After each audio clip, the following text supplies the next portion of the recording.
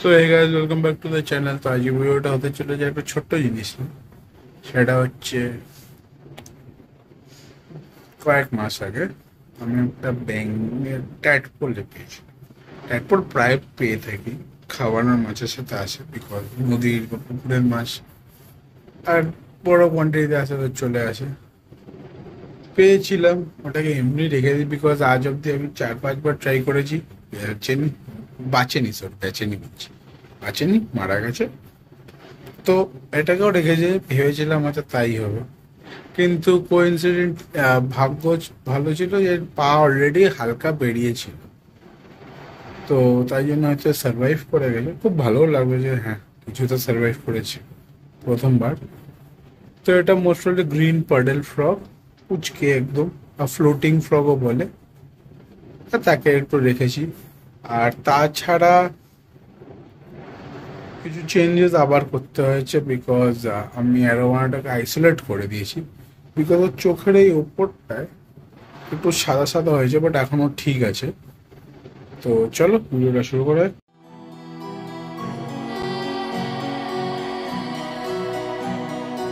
তো কিছু মাস আগে আমি এই খাওয়ানো মাছ আনতে গেছিলাম, তখন এর মধ্যে একটা ব্যাঙাচি পেয়েছিলাম রেদার।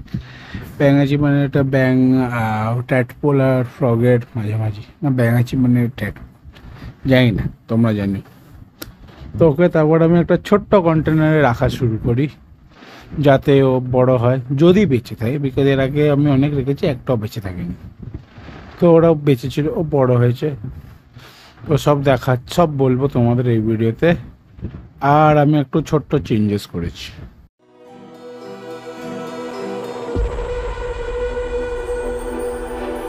তো অনেকেই জিজ্ঞেস করতে পারো, তুমি হঠাৎ এই চেঞ্জেস কেন করছো, মানে র্যান্ডাম মাছ চেঞ্জ করে দিচ্ছ কেন? কারণ একটাই, প্রথম কথা এই যে এটা এখন আবার লিক করছে, আমার ঠিক করতে হবে। তো এমন মাছ রাখতে হবে যার ওয়াটার লেভেল যদি পড়ে যায় তার সমস্যা কম হয়, যেমন রেডটেল ক্যাটফিশ। আর পিকক বাসও ঠিক থাকে, কিন্তু অ্যারোয়ানার জন্য আমার ওয়াটার লেভেলটা মেনটেন করতে হচ্ছে। আর আরেকটা কারণ হচ্ছে ও বহুত অ্যাগ্রেসিভ হয়ে গেছে। তো আমি একটা ভাইয়ের সাথে কথা বলেছি, তো আমরা দুজন কিছু একটা প্ল্যান করছি। তো চান্নাটা চলে যাবে। আর যদি জিজ্ঞেস করি রিসেন্ট শাকগুলো কী হবে, ওগুলো আপাতত থাক, ওগুলো খুব একটা ডিস্টার্ব করে না। ও তো ও যেরকম আছে সেরকম থাকবে। তো আমি পিকক বাসটাকেও এর মধ্যে ছেড়ে দিচ্ছি, এটা ভালোই আছে, ওয়েল অ্যাকাস্টমড আছে। আর ও যেহেতু প্রচুর ফাস্ট, তো ওকে কোনো প্রবলেম হবে না। সেনেগালও আছে ওদের সাথে, আর এরা সব ভালো এখন মিলেমিশে থাকে।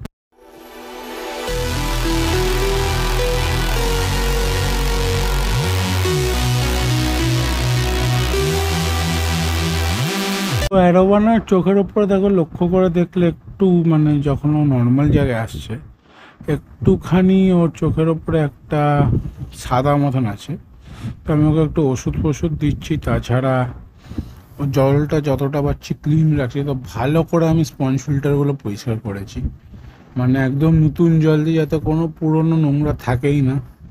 যদিও এটা আমি রেকমেন্ড করবো না, এমনি নর্মাল জল দিয়ে পরিষ্কার করো, বাট বেশি না, যাতে ব্যাকটেরিয়া থেকে যায়, বেনিফিশিয়াল ব্যাকটেরিয়া।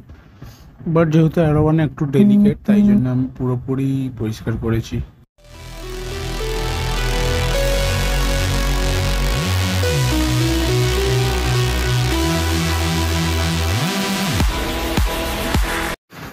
তো ফিল্টারগুলো ধুয়ে ভালো করে সাজিয়ে নিয়ে যায়, তো প্রপার ফিল্ট্রেশনটাও হতে থাকে।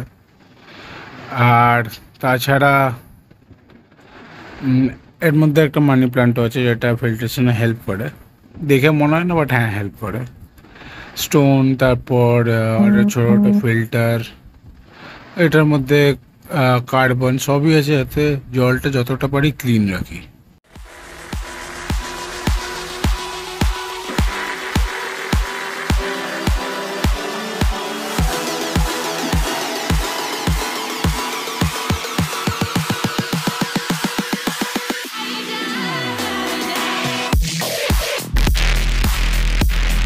তো তারপর এটা হচ্ছে আমার ব্যাঙের টেম্পোরারি বা পার্মানেন্ট বিকজ বেশি বড় হয় না যতদিন মনে হয়, জানি না, বড় হলে ছেড়ে দেবো। সামনে লেক আছে, লেকে গিয়ে ছেড়ে দেবো, ওখানে বড় হয়ে যাবে আরো ভালো। তো আর্টিফিশিয়াল একটু কাজ ফাঁস দিয়ে একটা মাছ, এটা ওর বন্ধু, তার আর ও থাকে সারাদিনে হয়তো একবারই দেখতে পাই, বিকজ পাথরের নিচে ঢুকে বসে থাকে। রাত্রিবেলাটা একটু বেরোয় খেতে, ব্যাস তখন।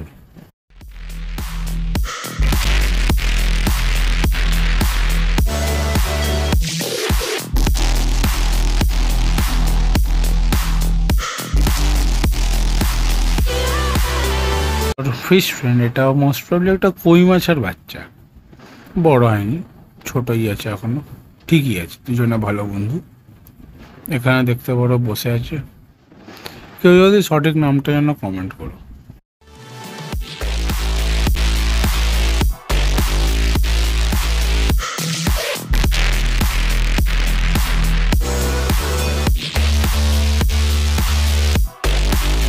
তো এর মধ্যে আমি বাইরে গেছিলাম, আর এসে দেখি আমার টার্টলের ট্যাঙ্কের ফিল্টারটা পুরোপুরি পুড়ে গেছে, আউট অফ দ্য ব্লু, জানি না কী করে।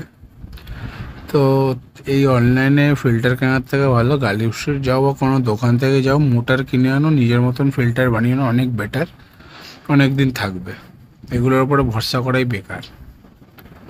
তো আমি দেখছিলাম যে 10 টাকা দেওয়ার পরে এরা অ্যাকাস্টম হয়েছে কিনা, খাচ্ছে কিনা। কারণ অনেক সময় হয় যে আমার রেড টেলগুলো একটু বেশিই বদমাস, যা নতুন মাছকে দিই তাকেই খেয়ে নেয়, বাট না, সেটা হয়নি এবার। পিকক বাসও আছে, ও খাচ্ছে, বাকি দুটো রেড টেলও খাচ্ছে, আর অ্যাজ ওয়েল অ্যাজ অ্যারোবানাও ঠিক আছে, ও খাচ্ছে।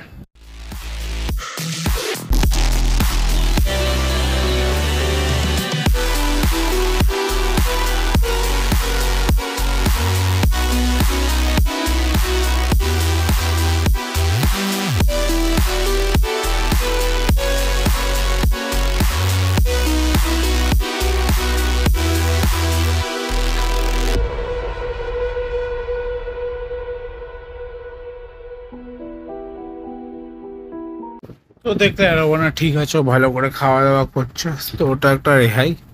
এর মধ্যে আমার দুটো সিক্লেট শার্ক, দুটো, আর চান্না ডিপ্লোগ্রামাটা আছে, তো ওটার আমার কিছু ভেবেছি যেটা তোমাদের বলবো।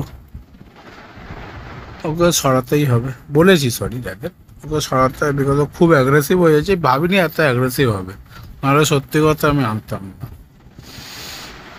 আর যাই হোক, এখনও এর মধ্যেই থাক, এটা যেহেতু গোল তো ওর সুবিধা হবে, কারণ গোল জিনিস ওরা কনস্ট্রেন্টটা কম বোঝে, আর এরা হচ্ছে মারকুটে, ছোট বড় দুজনে মিলে মারকুটে পারে, মারকুটে মানে বিশাল বাজে মারকুটে।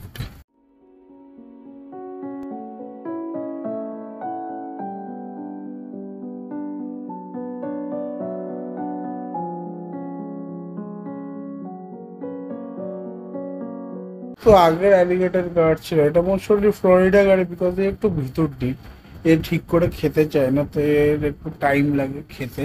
হ্যাঁ, কিন্তু এ খায়, আর সেটা আমি প্রুফও করে দেবো তোমাদের। তার আগে আমি যে ছোট্ট ছোট্ট বাচ্চাগুলোকে খাইয়ে দিই। এ একটু বেশি বদমাস, কারণ এ নিজের খাবারটা একবারে খেয়ে নেয়, আর এই যে পুচকুটা, এ 2-3 বারে খায়, তো তাই জন্য কি অনেক সময় বড়টা ওর থেকে খাবারটা নিয়ে নেয়। তো তাই জন্য মাঝে মাঝে অ্যাগ্রেশন দেখাতে হয়, যাতে ও জানে যে হ্যাঁ আমি হচ্ছি। আর এখানে তুমি দেখতে পারবে যে ও খাবে, এটা খুব রেয়ার দেখতে পাই আমি, এরকম লাগিয়ে দিই তারপর খেয়ে নেয়, এটা খুব ভালো একদিকে। সো আজকের ভিডিওটাতে কেমন লাগলো বলো, লাইক করো, শেয়ার করো, সাবস্ক্রাইব করো। ব্যাংকটা এখনো আছে, ডাকে ফাঁকে না, ডাকেও না মনে হয়। আর বলতে গেলে কিছু খায়, ওর সাথে একটা ছোট্ট মাছ আছে, এটা ওর বন্ধু, ওরা দুজন থাকে একসাথে। ও সারাক্ষণ পালিয়ে বেড়াচ্ছে, ও মাছটা পাথরের মধ্যেও ঢুকে বসে থাকে। আর দেখি, তো আমি দেখলে শার্ক দুটো, আর ওই টাইগার, ওটার নাম কি জানো, চান্নাটাকে সরিয়ে দিয়েছি।